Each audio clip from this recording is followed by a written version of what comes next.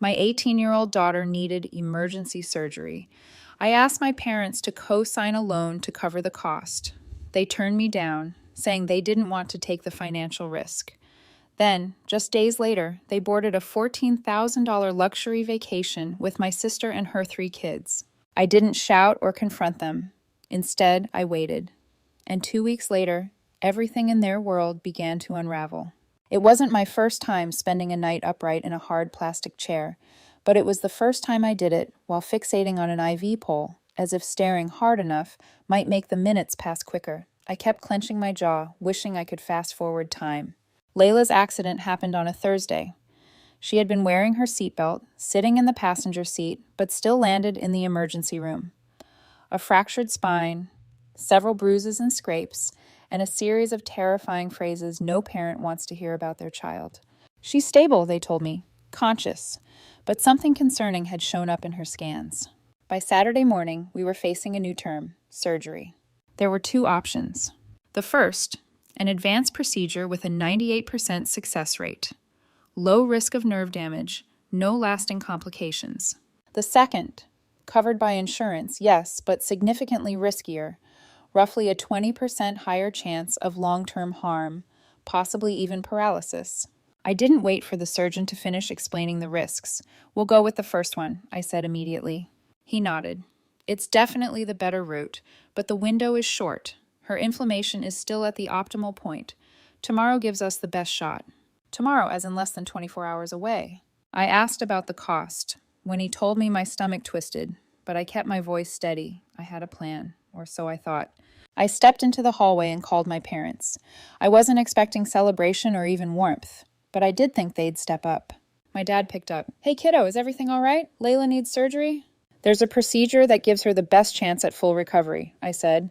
But it's not covered. It's pricey, and I need help. There was a pause. Oh, sweetheart, are you sure it's not included? That doesn't sound right. I'm certain, I replied. I've been through it with the hospital staff. There's a cheaper alternative, yes, but it carries a lot more risk, like significantly more. Then my mom's voice came through, clearly on speaker. Have you double-checked with the insurance? Sometimes they'll say no initially, but if you insist... Mom, this isn't an error, I interrupted. The better procedure is newer, and it's not on their approved list. I have to pay the difference out of pocket. They said nothing. I'm not asking you to drain your savings, I added. Just help cover the difference so we can book the surgery by end of day. They're ready to operate tomorrow. More silence. Then my dad coughed and spoke. It's just... the timing's really unfortunate, you know? My mom followed, sounding gentle and reasonable. You know we leave Monday. That resort doesn't allow cancellations past the 7-day mark. The $14,000 resort vacation. That one. She let out a quiet sigh. It's a family thing. We already promised the kids, and your sister has been looking forward to this for months. Layla might end up paralyzed, I said. My dad responded, That's not fair. You're putting us in an impossible position. It's not that we don't care. It kind of feels like you don't. We're not doctors, he went on. Maybe the less expensive option is perfectly adequate. If insurance covers it, maybe that's a sign it's good enough. Dad, please don't tell me my daughter's spine is less important than a hotel booking. I'm just saying sometimes they try to push these expensive procedures. I mean, are you absolutely sure this isn't one of those things where hospitals upsell you? I'm not buying an extended warranty, I snapped. This is her spine. My mom lowered her voice. You're very emotional right now, and I get that. But maybe you should slow down before making big financial decisions, especially with your job being what it is. I have 2 jobs. I've always paid my bills. I've helped pay your bills. That's not fair, she said, sounding hurt. You chose to do that. I chose it because I thought you'd do the same for me. Well, if we had more time to plan, there isn't time. Another silence. I see. I said, so the answer is no. We just can't. My mom said softly, We're not in a position to take that kind of financial hit right now. Got it? I hung up. I didn't cry. I sat on the bench outside the hospital, and for a minute I just stared at a pigeon limping. Across the sidewalk, I remember wondering if it had a name, if it had parents, if its parents would have paid for surgery if they could. Then I got up, walked back inside, and opened my laptop. The emergency loan form wasn't difficult. Just long click here. If you accept the interest rate, click here. If you agree to the terms, click here. If you're out of options, I submitted it and waited. Approved. But only partially without a cosigner I'd qualify for about a third of what I needed. So I did something I promised myself I wouldn't do again. I called my parents back this time. My dad answered alone. Hello, it's me. I said I found a loan, but I need a cosigner to unlock the full amount. You wouldn't have to pay a cent. I'd handle everything. Another pause. They were big on pauses. Look, your mother and I talked. We're not comfortable putting our names on any financial paperwork right now, especially with all the uncertainty these days. You mean uncertainty, like your granddaughter's spinal cord. It's not that simple, isn't it, though? I've had identity theft in the past, he added. You never know with online lenders. It's a bank, I said flatly. I'm sorry, he said. I really am. I nodded, even though he couldn't see me. Thanks anyway, I hung up again. This time I didn't sit down because something in me had shifted. I wasn't just a mom in crisis anymore. I was a woman with nothing left to lose and a daughter to protect. You know that moment when everything clicks, when suddenly all the weird little things from your past line up like puzzle pieces and the picture you've been avoiding finally stares back at you, yeah? That was me in the hospital waiting room running on vending machine coffee in fury, realizing my parents were exactly who they'd always been. I just hadn't wanted to believe it. I used to tell people I had a normal family. Not perfect, not dramatic, just normal, middle class, emotionally constipated, into budget vacations, and passive aggression. We had a lot of rules growing up. Don't talk back. Don't cry in public. Don't expect praise for doing the right thing. That last one was a favorite, my dad would say. You don't get a trophy for being decent, which is rich coming from a man who once called me sobbing when his steak was overcooked on Father's Day. I was the firstborn, the test run, essentially. My sister Megan arrived 2 years later, and from that point on, it felt like I became background noise to her spotlight-stealing presence. She got the brand new clothes, the upgraded toys. When I asked why she ended up with the pristine Barbie while mine was the one missing a foot, Mom shrugged and said, well, we're in a better financial place now. Like 2 years somehow made the difference of a generation. And as we grew older, the favoritism only became more pronounced. Megan got private dance coaching and a full-blown Sweet 16 bash. Me? I got a gratitude lecture and a cupcake from the gas station. Still, I didn't protest. I told myself maybe the finances really had improved. Maybe this was just how growing up works.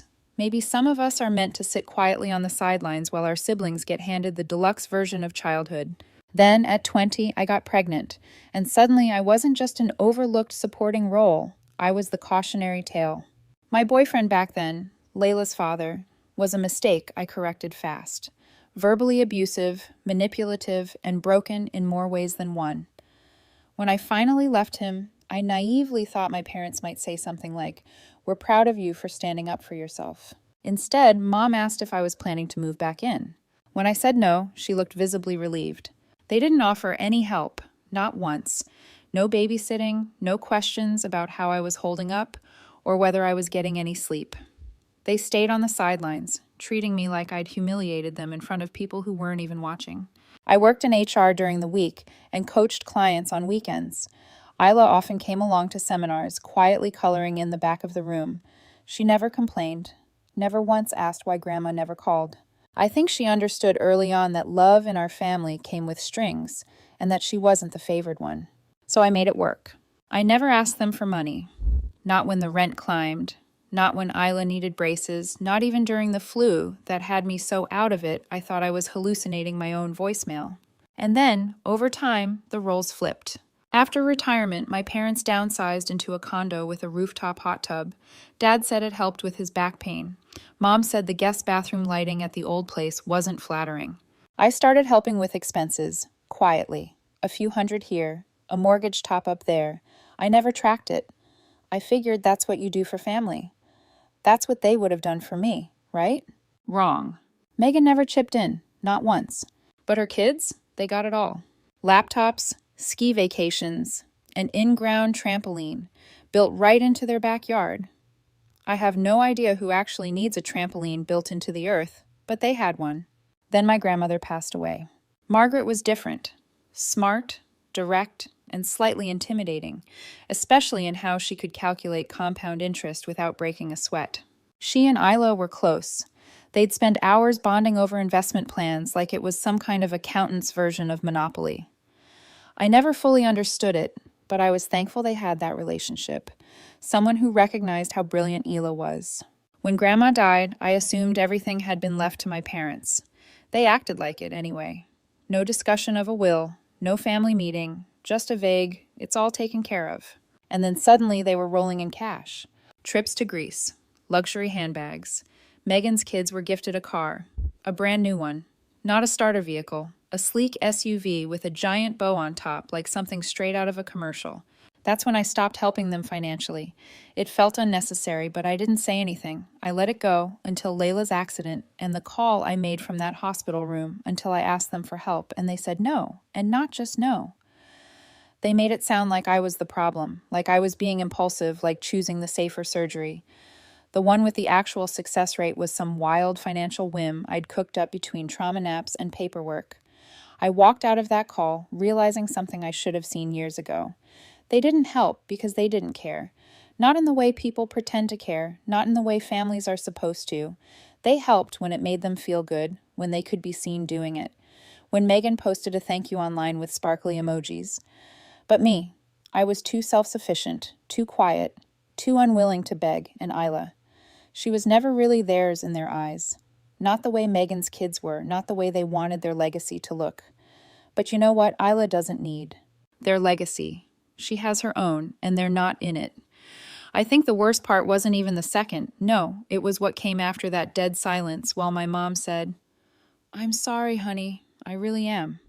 But we're not comfortable tying our name to something like that." Something like that meaning saving their granddaughter. I didn't scream. I didn't throw my phone. I just sat there staring straight ahead. Like maybe I could will money into existence. I don't remember how long I stayed frozen like that. But at some point I stopped breathing through grief and started breathing through rage. I had done everything right. I worked, I saved, I helped them when they needed it. I asked for nothing. And when I asked for one thing, just a signature, they suddenly couldn't take a risk. But they could take 3 children to an all-inclusive resort where the towels probably had their own butlers, fine. They wanted me to be the quiet, capable daughter, the one who doesn't make a scene. Not today. That afternoon, I opened my phone, scrolled past every number that shared my DNA, and started calling everyone else. It started with the mom of Layla's friend from theater club. We chatted once at intermission. I didn't even know if she remembered me. I called. "Anyway, hi, this is Helen, Bill's mom." "Yeah, sorry to call out of nowhere. She's in the hospital. There's been an accident. She's going to be okay. But we need surgery, the good one. It's expensive. I know this is insane, but would you be willing to..." I couldn't even finish the sentence before she said yes. And it wasn't just her. I called a retired teacher I hadn't seen in years. She offered to send what she could from her pension. A guy I worked with 10 years ago then me $300 with a note that just said, "For Isla, don't worry about it." Isla's violin teacher shared the situation in a private group chat. A woman I'd never met showed up to the hospital with snacks, toothbrushes, and a $50 bill folded into a sympathy card. People came out of the woodwork. Not family. Not the people who raised me, just everyone else, and it wasn't cozy, it wasn't warm and fuzzy, it was humiliating. I cried in the hospital bathroom after the 5th call, not because of the money, because these weren't people who owed me anything. They weren't people I'd sacrificed for covered bills for or helped through their divorces. These were strangers, and they were doing more for Isla in one afternoon than my own parents had done in 18 years. And that humiliation, it turned into fuel. Every call was a rebellion, every awkward ask, every embarrassed breath. It was defiance. They wanted me to disappear quietly. I wasn't going anywhere. I started keeping a spreadsheet. Half to track what I'd repay, half to stop myself from unraveling. Each name was a tiny middle finger to the people who said no. Then the door opened, and Isla's best friend walked in with her mom. Her mom didn't say a word, just handed me a credit card and said, $20,000 limit, use what you need. I started shaking. I tried to hand it back, babbling something about interest and repayment schedules and moral boundaries. He cut me off. "You're a good mom," she said. "Let people be good to you." I didn't even know how to process that, but she wasn't wrong. The surgery got paid fully on time in cash. I signed the consent forms with a borrowed pen and a trembling hand. Isla went into surgery with the best team, the best odds, and the best chance, and still, not a word from my parents, except, of course, when they found out people were talking. Because you see, some of the folks I called, they knew my parents. They'd seen the Facebook photos, the cruise, the matching outfits, the luxury suite upgrade. And when word got around that those same people refused to help their granddaughter get life-saving surgery, let's just say the whispers got loud. No, I didn't post anything. But someone did. I don't know who. Maybe Isla's friend, maybe a neighbor, maybe Karma herself. All I know is 3 days later, my mom called me 6 times in a row. No voicemail. Just endless rings. My dad texted, "Call us immediately." I didn't let them stew in it, let them sweat. I had more important things to focus on, like keeping Isla alive and upright. And that's when the other call came, not from a parent, not from a friend, from a lawyer. A voice I hadn't heard in years. Friendly, familiar. "Hi. Helen, it's Greg. Margaret's attorney. I heard about Isla. I'm so sorry, but can I ask you something?" I said, "Sure," bracing myself. "Did your daughter ever get access to her inheritance?" I blinked. What inheritance there was. A long pause on his end, then, "Huh." That's when I knew something was very, very wrong. I didn't know it yet, but that call was the crack that split everything wide open. And what I found underneath made me realize my parents hadn't just failed me. They'd betrayed my daughter in the worst way imaginable, 2 weeks after the surgery. I stood across the street from my parents' house, holding the envelope that would ruin their week and maybe their lives. It was early evening. The sun was low enough to blind me through the windshield. But I didn't lower the visor. I liked the sting in my eyes, kept me from thinking too hard, or maybe it just distracted me from the low-grade nausea that had taken up permanent residence in my gut since the call with Greg. They were due back from their cruise that day, an 11-day, refined coastal getaway with butler service and sunset wine tastings. I tracked the return flight like it was a NASA launch. Isla sat beside me in the passenger seat. Her legs still braced earbuds and scrolling something mindless. She didn't ask questions. She knew why we were there. "I don't want to talk to them," she said. "You won't have to," I replied. She nodded, then muttered, "Good," and went back to whatever she was watching. 10 minutes later, their car pulled up. My mother stepped out in a flowing white resort dress, the kind of thing that screams, "I vacation better than you." My dad followed. Pulling a suitcase that probably cost more than our fridge, neither of them saw us until I opened my door. My mom froze. I walked across the street with the envelope in hand, heels crunching on their perfect gravel driveway. "What's this?" she asked, already wary. I smiled, but it wasn't the kind that reached my eyes. "You've been served," she stared. My dad, who'd been fiddling with the lock on the trunk, looked up. His eyes dropped to the envelope. "You're joking," he said. But his voice cracked halfway through the sentence. I didn't say anything else, just turned around and walked back to the car behind me. I heard my mother shriek my name. My dad said something too. I think it was, "Wait, or you don't have to do this." But I did. I had to. The first phone call with Greg played in my mind like a voicemail from hell. "What do you mean Layla didn't get the inheritance?" he'd asked. Like I just told him the son had stopped working. I said, "My parents got everything, the house, the stocks, the antique coin collection no one liked, but Grandma swore would be worth something." Greg was quiet for a beat. "Helen, that doesn't make sense. Margaret left it all to Ela. I know, I wrote the will. I just sat there gripping my phone like it might turn to ash." "What?" I finally said. "It was all in a trust. Your parents were just trustees. It was supposed to be released to Ela when she turned 18. She turned 18. 2 months ago. Greg swore under his breath. They never notified the bank, never filed the transfer paperwork. Nothing. So they just kept it. "Yes," he said. "That's not just unethical. That's theft.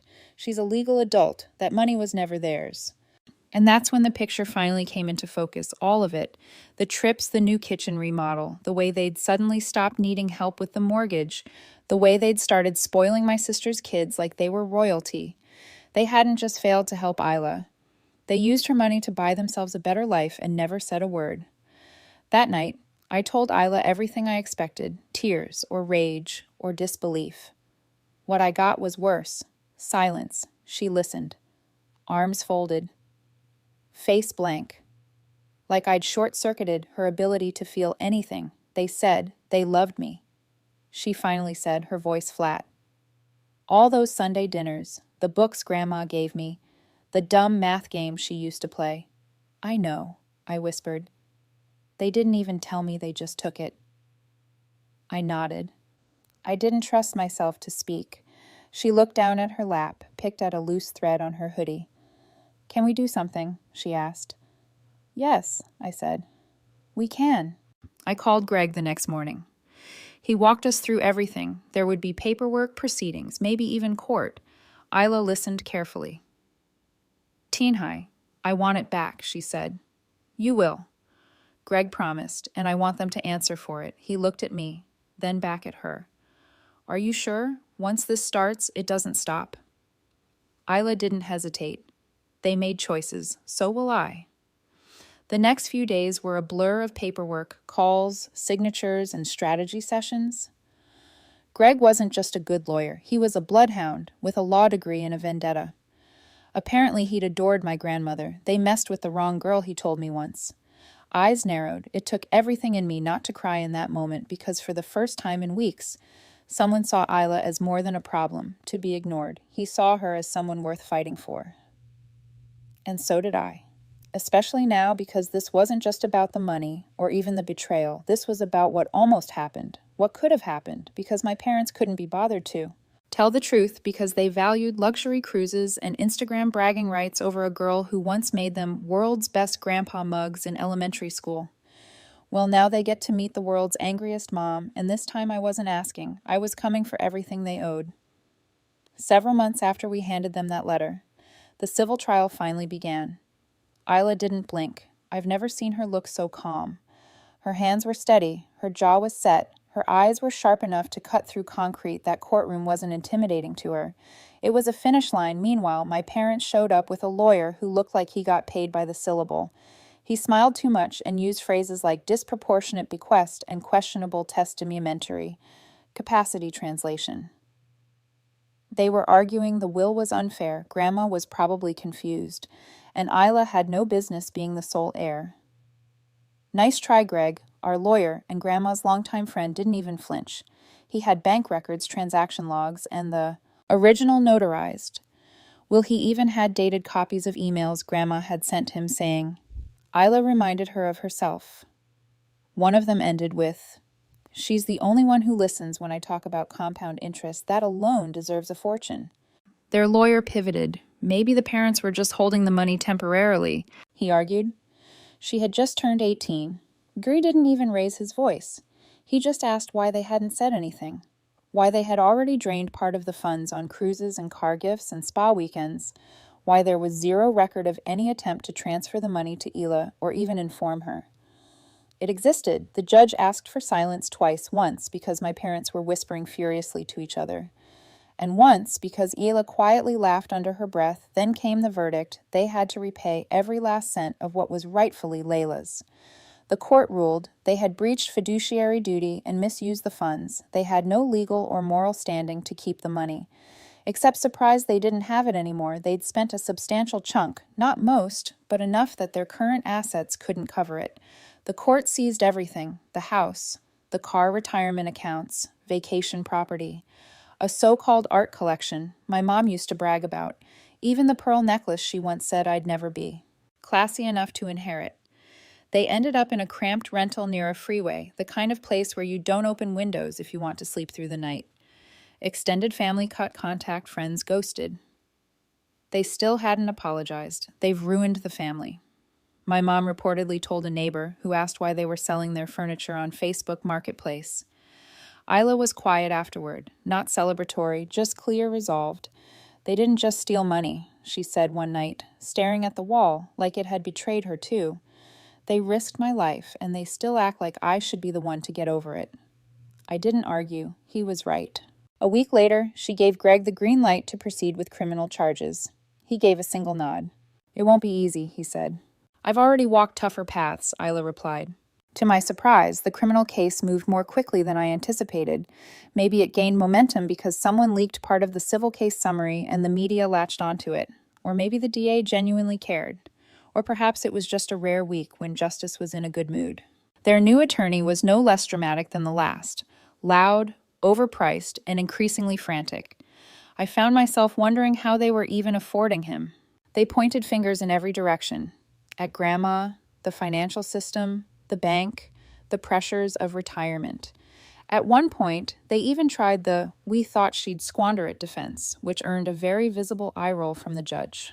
The verdict came down: guilty. Financial theft, breach of fiduciary duty, deception involving an illegal heir.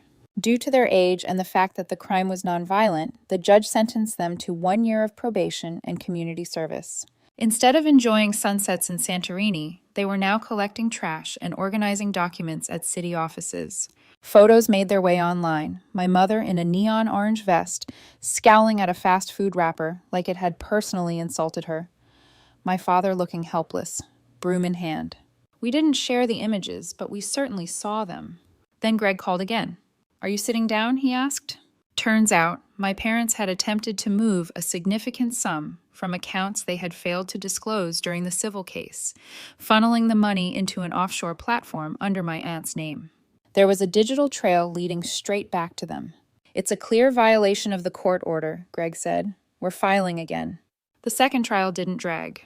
Fraud, intent to conceal assets, attempting to avoid repayment. This time, they came to court dressed in the same outfits they wore for community service. For once, my mother said nothing. My father didn't look at anyone. Even their lawyer kept a flat expression. The judge sentenced them to 1 year in actual prison. No suspension, no plea deal, no loophole. They were handcuffed in front of us and escorted out of the courtroom. No one rose, no one objected, no one shed a tear. I didn't feel triumph, I felt justice. And something else, something gentler. Relief. Isla finally received the remainder of her inheritance. It wasn't the full amount, but it was still enough to change her life. She cleared her medical debts, set aside funds for college, and then, without even consulting me, opened an investment account. She called it the Compound Project, a quiet tribute to Grandma. I asked if she planned to use the money soon. She smiled and said, "It's not for now, it's for something good later." When the final documents arrived, she handled the filing herself.